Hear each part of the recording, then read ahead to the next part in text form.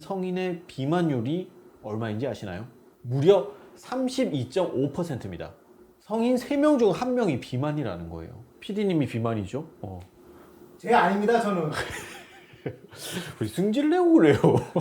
아, 자, 이러한 비만은 30대에서 가장 높습니다. PD님은 30대가 아니니까. 오늘 왜 이래? 날 잡으셨어요? 그동안 했던 일을? 2017년 세계 비만 학회 에이지예요. 다시 하세요. 예, 열의 9명. 다시 할게요. 다시 하세요. 자, 그럼 이 다시 할게요. NG예요.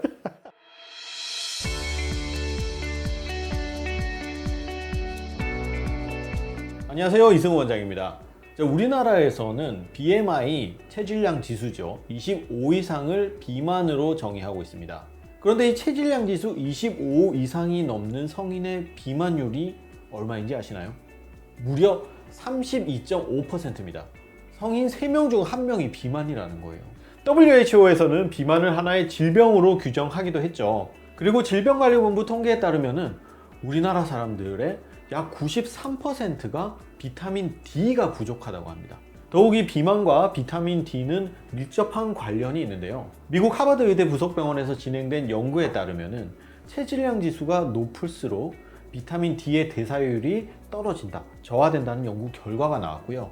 2017년 세계 영양학회지에 게재된 한 논문을 보면은 멕시코 50세 이상의 멕시코 성인 1772명을 대상으로 BMI 수치와 비타민 D의 농도를 관찰한 연구가 있었습니다. 과체중이나 비만인 멕시코 성인에서 비타민 D 수치는 더 낮게 관찰되었습니다.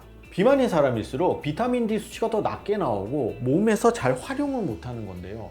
그 이유가 뭐냐면 비타민 D는 지용성입니다. 비만한 사람일수록 지방세포에 비타민 D가 갇혀버리는 거예요.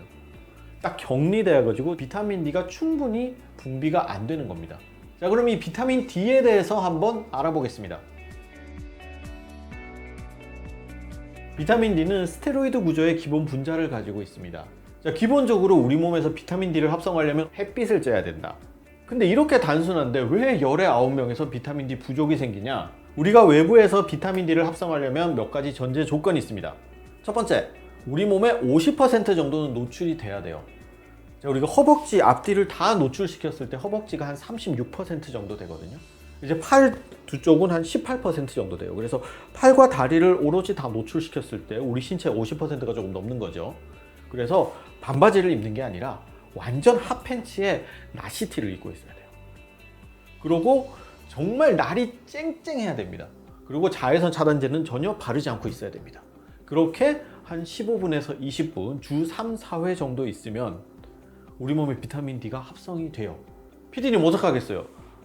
이 한 대낮에 나시 입고 난닝구 입고 핫팬츠 입고 이렇게 다녀야 되는데 할 수 있겠어요? 그냥 알아야 돼요. 그렇죠. 그리고 우리나라처럼 실내 환경이 많은 환경에서는 더더욱 햇빛이 세기가 어렵죠. 그렇기 때문에 외부에서 합성하는 것은 제한점이 있다. 그렇다면은 이제 먹으면 되겠죠. 주로 음식에는 이제 노른자, 계란 노른자라든지 우유, 그 다음에 정어리, 연어 이런 데 비타민 D가 많긴 한데 굉장히 소량이 있습니다. 비타민 D의 단위를 생각할 때 아이유 하죠. 가수 아이유님 말고 천아이유를 섭취하려면 우유를 2리터 이상을 먹어야 돼요. 천아이유는 우리 그냥 하나 탁 털어놓으면 되는 거거든요. 그래서 햇빛을 쬐다거나 아니면은 음식으로 먹는 것도 굉장히 소량이기 때문에 우리는 영양제 혹은 주사를 맞는다는 거예요. 그렇다면 이 비타민 D가 우리 몸에서 어떤 작용을 하길래 이렇게 계속 섭취를 하라고 하냐? 첫 번째, 칼슘을 흡수를 하는 기능을 하죠. 뼈를 튼튼하게 해줍니다. 그래서 노인분들, 보통 골감소증이 있는 분들한테는 비타민 D 섭취가 필수적으로 이루어져야 되겠죠.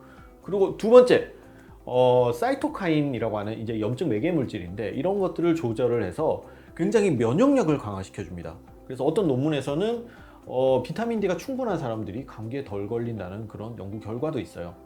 그리고 세 번째, 혈관벽을 튼튼하게 하기도 하고 혈관을 약간 확장시켜 주기 때문에 고혈압이나 당뇨, 고지혈증에도 개선 효과가 있다라고 말을 하고 있고요. 최근에는 우울증하고 굉장히 밀접한 연관이 있다라고도 설명을 하고 있어요. 그래서 그에 관련한 논문들도 굉장히 많이 나오고 있습니다. 이렇게 좋은 비타민 D가 열의 9은 부족하다는 거예요. 가장 많이 하는 질문이 뭐냐면 비타민 D 꾸준히 영양제로 먹는 게 좋나요? 주사로 맞는 게 좋나요? 뭐 이거는 정답은 없습니다. 근데 제 이제 의학적인 주관적인 관점에서 본다면은 저 같은 경우는 주사로 맞는 것보다는 그래도 영양제로 섭취를 하라라고 말씀을 드리고 있어요. 물론 그렇다고 해서 주사를 맞는다는 게 절대 건강에 나쁘다고 전혀 그렇지 않습니다. 오히려 제때제때 이렇게 못 챙겨 드시는 분들은 한번 맞는 게 훨씬 더 효율적입니다. 제가 먹는 게 좋다고 말씀을 드리는 게 뭐냐면은 주사로 맞으면 굉장히 고용량의 비타민 D가 우리 몸속으로 들어오게 되죠. 그러면 수치가 이렇게 있던 것이 주사를 맞고 나면 한 번 더 슉 이렇게 올라갑니다. 근데 이게 이렇게 계속 유지되는 게 아니거든요. 이렇게 슉 올라갔다가 3, 4개월 뒤면 이렇게 다시 떨어집니다. 그럼 이때 다시 주사 맞죠? 그러면 이렇게 쭉 올라가죠. 슉 내려가죠. 그래서 이렇게 비타민 D에 주기가 생기게 돼요. 일정하지가 않다는 거예요. 우리 몸은 항상성을 벗어나는 걸 굉장히 싫어합니다. 그래서 이런 주기가 있는 변화보다는 일정하게 천천히 올라가는 게 훨씬 더 우리 몸의 밸런스가 맞아진다는 거예요. 그럼 한 번 섭취할 때 어느 정도의 용량을 먹어야 되냐? 우리나라에서는 매년 한국영양학회와 보건복지부에서 한국인 영양소 섭취 기준을 제공합니다.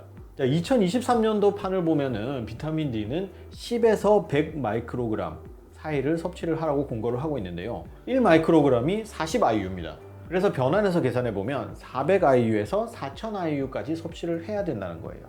나는 비타민 D 부족이 있는데 비타민 D를 처음 섭취한다, 혹은 최근 6개월간의 비타민 D를 섭취한 이력이 없다 하시는 분들은 2000에서 4000 IU 정도 섭취를 꾸준히 6개월 이상 섭취를 하면 되고요. 그 이후에 비타민 D를 혈액 검사를 했더니 정상 범위 안에 나왔다, 이런 분들은 유지 목적으로는 한 1000에서 2000 IU 정도 섭취하시면 됩니다. 자, 제가 항상 강조하는 거지만 절대 과하면 안 된다. 비타민 D가 칼슘을 모아주는 역할을 하기 때문에 과하게 복용을 했다가는 굉장히 드물기는 하지만 고칼슘 혈증이 일어날 수가 있어요. 그렇게 되면 우리 굉장히 막 구역감, 구토감, 탈수, 신장 결석, 그 다음에 신기능 장애, 그리고 혈관에 이제 칼슘이 침착돼 가지고 심내혈관 질환의 발병률을 높일 수가 있습니다. 제가 왜 이런 말씀을 드리냐면은 요즘에 영양제가 너무 많죠. 근데 영양제들 대부분 하나로만 있지 않아요. 제가 거의 다 복합 영양제란 말이에요. 비타민 D가 약방의 감초처럼 다 들어가 있습니다. 자, 요즘 이런 말이 있어요. 영양제 안 드시는 분은 있어도 하나만 드시는 분은 없다. 영양제를 드시는 분들은 엄청 여러 가지를 드시거든요. 그럼 그 안에 비타민 D가 다 들어가 있을 수가 있어요. 그래서 이런 것들을 하나하나 다 봐가지고 총합이 4000 IU는 넘지 말자. 그래서 여러 종류의 영양제를 섭취하시는 분들은 꼭 용량을 확인해 주세요. 비만한 분들은 비타민 D가 활용도가 낮아진다고 제가 말씀드렸잖아요. 그렇기 때문에 다이어트를 하게 되면 자연스럽게 비타민 수치가 올라갈 수 있습니다. 그래서 꼭 다이어트를 하자, 비타민 D 올리자, 꼭 기억하세요. 끝!